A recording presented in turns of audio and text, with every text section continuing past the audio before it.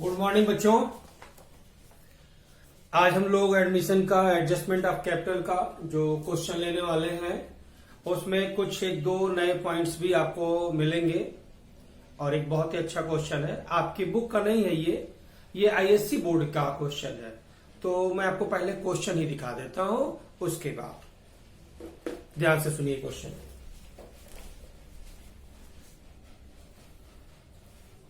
A and B were partner in a firm sharing profit in the ratio 3:2. 1st April they admit C as a new partner and the new ratio is agreed 5:3:2. यानी आपको अब new ratio निकालने की जरूरत नहीं है। Their balance sheet as at that was as follow. Creditor capital journal ledger, plant machine stock debtor, provision for bad debt less किया हुआ है, इन्वेस्टमेंट बैंक और advertisement suspense account.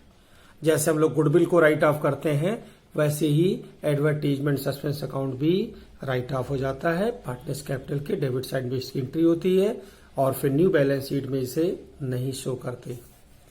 C will bring 1,60,000 as his capital and the other term agreed upon. पहला, C share of goodwill estimated 60,000 but he fails to bring his share of goodwill in cash. ये goodwill नहीं ला पाया है। Stock का valuation 2 lakh पे हुआ है। प्रोविजन फॉर बैड डेब्ट्स को रेज करना 7,000 रुपए तक। An amount of 12,000 has been paid for insurance premium during the year, out of which 2,000 is related to the period after 31 March 2016। यानी जो तुम बैलेंस शीट बना रहे हो वो 1 अप्रैल 2016 का बैलेंस शीट है इनका, जो दिख रहा है जिस दिन ये एडमिट हुआ है। तो ये जो अमाउंट है 31 मार्च 2016 में 2,000 रुपए ये प्रीपेड होगा, ये नेक्स्ट ईयर के लिए हुआ। एक्रूड इनकम है 10,000 is to be recorded in the books. It a कोई पार्टनर जो है इनका ओल्ड पार्टनर है, उसने इन्वेस्टमेंट ले लिया 75,000 में। इट वाज, हाँ तो पहले जरा इसको भी समझ लीजिए। ए ने इन्वेस्टमेंट ले लिया है 75,000 में, तो जब हम रिवैल्यूएशन बनाएंगे तो इन्वेस्टमेंट की वैल्यू 60,000 रुपए थी और इसने 75,000 में लिया। इट मीन्स की 15,000 रुपये बढ़ गया। रिवैल्यूएशन में क्रेडिट में जब एसेट्स इंक्रीज होता है और पार्टनर्स कैपिटल में एक अकाउंट से हम डेबिट कर लेंगे 75,000 और फिर न्यू बैलेंस शीट में हम इसे नहीं दिखाएंगे। नेक्स्ट पॉइंट है, it was found that the creditor included sum 15,000 which is not to be paid but there is a liability for workman compensation amounting 40,000। तो इनको 40,000 रुपए की लायबिलिटी पे करनी पड़ी और capital account of partner be adjusted on the basis of C's contribution capital to the firm and excess or shortfall. यानी on the basis of new partner का क्वेश्चन है, एडजस्टेड कैपिटल का है, तो जो एक्सेस या शॉर्टफॉल होगा to be transfer to current account. Current account में ट्रांसफर के लिए बोला जा रहा है। Prepare revaluation account, capital account, new balance sheet. बच्चों इस क्वेश्चन में कुछ चीजें खास है, खासकर आपके लिए रिवैल्यूएशन भी इसका बहुत अच्छा है। तो इस क्वेश्चन को अगर हम ध्यान से समझें तो हमें रिवैल्यूएशन बनाना होगा, उसके बाद न्यू रेशियो निकालना होगा, फिर न्यू एडजस्टेड कैपिटल और पार्टनर्स कैपिटल दो पार्ट में बनता ही है, आपको पता ही है जब एडजस्टेड कैपिटल का क्वेश्चन होता है, और फिर new balance sheet. New ratio निकालने की जरूरत हमें यहां पर नहीं है। अगर हम बात करें गुडविल की तो गुडविल में दो बातें होती हैं, या तो गुडविल लाया है या तो गुडविल नहीं लाया है। गुडविल की 5 एंट्रियां आपको बताई जा चुकी हैं और 5 एंट्रियां होती ही हैं। तो गुडविल नहीं लाया ऐसा क्वेश्चन में है तो करंट अकाउंट को डेबिट करेंगे। न्यू रेशियो निकालने की जरूरत नहीं है और कैपिटल को एडजस्ट करने के लिए कहा गया on the basis of new partner. और यह भी बताया गया है, जो आपने लास्ट लेक्चर में भी देखा, कि इनका बैलेंस करंट अकाउंट में ट्रांसफर करना है। तो दो बातें होती हैं, या तो करंट अकाउंट में ट्रांसफर कर सकते हैं या तो फिर हम कैश ला सकते हैं या निकाल सकते हैं। यानी एक्सेस हुआ तो निकाल लेंगे, शॉर्टफॉल हुआ, कम हुआ तो ओल्ड पार्टनर को उतना पैसा लाना पड़ेगा। तो सबसे पहले बारी आती है रीवैल्यूएशन की। तो बच्चों आपको पता ही है रीवैल्यूएशन में अगर एसेट्स माइनस लायबिलिटीज इंक्रीज तो डेबिट साइड, और अगर एसेट्स इंक्रीज लायबिलिटी डिक्रीज तो क्रेडिट साइड। तो सबसे पहला पॉइंट था, स्टॉक का वैल्यूएशन 2 लाख पे हुआ है। ओल्ड बैलेंस शीट में स्टॉक 1,80,000 है तो 20,000 हो गया। Provision for bad debts is to be raise to 7,000। वो ये कह रहा है कि प्रोविजन करना है 7,000 रुपए तक, और आप देख सकते हो कि ओल्ड बैलेंस शीट में ऑलरेडी कितना हो चुका है 5,000। तो 5,000 तक हो चुका है, 7,000 रुपए तक करना है, तो 2,000 रुपए आपका और पीबीटी।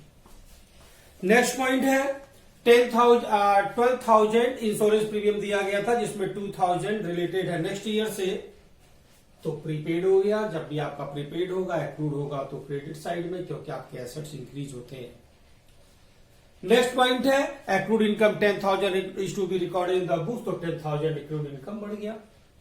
और फिर ए ने इन्वेस्टमेंट ले लिया 75,000 में, आपकी ओल्ड बैलेंस शीट में already mention investment 60,000, so 15,000 investment भी आपका इंक्रीज हो गया। नेक्स्ट पॉइंट है it was found that the creditor include a sum 15,000 which is not to be paid. 15,000 आपके क्रेडिटर कम हो गए, नहीं देने, लायबिलिटी लेस हो गई, आपके लिए फायदा हो गया।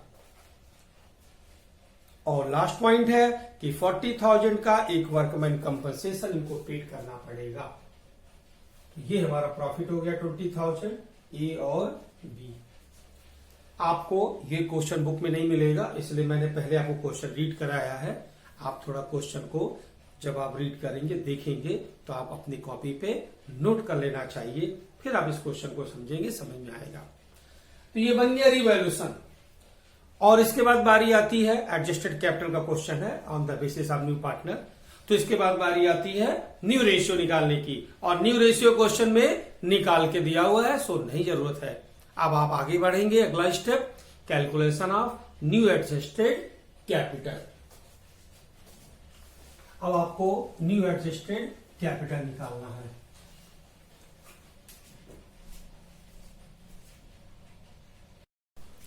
तो ये calculation of new adjusted capital है। सीज कैपिटल 2/10 रेशियो मिल रहा है उसको, 1,60,000 कैपिटल आता है। तो total capital of new firm, new firm का मतलब होता है include old plus new, all partner A B C, तीनों पार्टनर की टोटल कैपिटल 8 लाख होगी। तो इसके बेस पे ए का न्यू रेशियो 5/10 है, तो उनकी कैपिटल होगी 4 लाख, और बीच की कैपिटल न्यू बैलेंस शीट में होगी 2,40,000, और सी तो कैपिटल लाया ही है 1,60,000। और अब हम लोग बनाएंगे पार्टनर्स कैपिटल अकाउंट।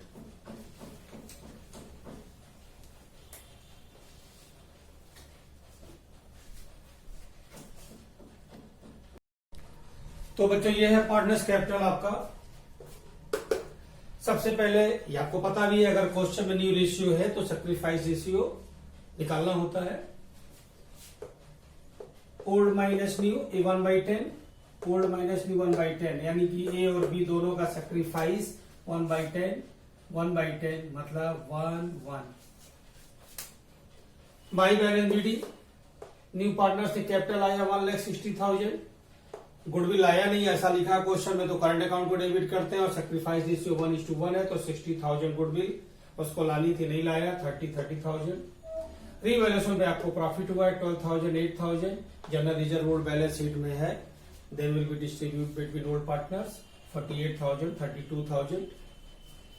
ए ने इन्वेस्टमेंट ले लिया है, तो टू इन्वेस्टमेंट डेबिट साइड में, क्योंकि आपको पता होना चाहिए यहाँ पे कैपिटल डिक्रीज होती है और यहाँ पे कैपिटल इंक्रीज होती है। एडवर्टीजमेंट सस्पेंस अगर एसेट साइड में है, गुडविल अगर एसेट साइड में है, या कोई पीएल एसेट साइड में है, then will be write off, compulsory है ये। तो एडवर्टीजमेंट सस्पेंस राइट ऑफ हो जाएगा। ओल्ड रेशियो 20,000, तो 12,000 और 8,000, ओल्ड रेशियो 3/5, 2/5। चूंकि एडजस्टेड कैपिटल का क्वेश्चन है, इसलिए पार्टनर्स कैपिटल 2 पार्ट में बनता है। सो यहां पे टू बैलेंस सीडी आया, और ये बाई बैलेंस बीडी। अब मिस्टर ए का 4 लाख कैपिटल होनी चाहिए, तो इनका डिफरेंस आया 47,000। ऐसा लिखा है क्वेश्चन में कि करंट अकाउंट में ट्रांसफर करना है, सो करंट अकाउंट। और अगर कुछ नहीं लिखा होता तो हम यहाँ पे एक बैंक लिख रहे होते, क्योंकि वो कैश में ट्रांसफर होता है। लेकिन अगर मेंशन करेगा कि करंट अकाउंट में करना है, तो आपको करंट अकाउंट में ट्रांसफर करना चाहिए। सो बी का देखिए, तो इस साइड आ गया, टू बीच करें 2,000, और ये चूंकि कैपिटल आपने एडजस्टेड पहले ही निकाल ली थी, 4 लाख, 2 लाख 40,000, 1 लाख 60,000, तो वही टू बैलेंस शीट ही होता है पार्टनर्स कैपिटल का। और अब इसके बाद बैलेंस शीट बनाएंगे हम लोग।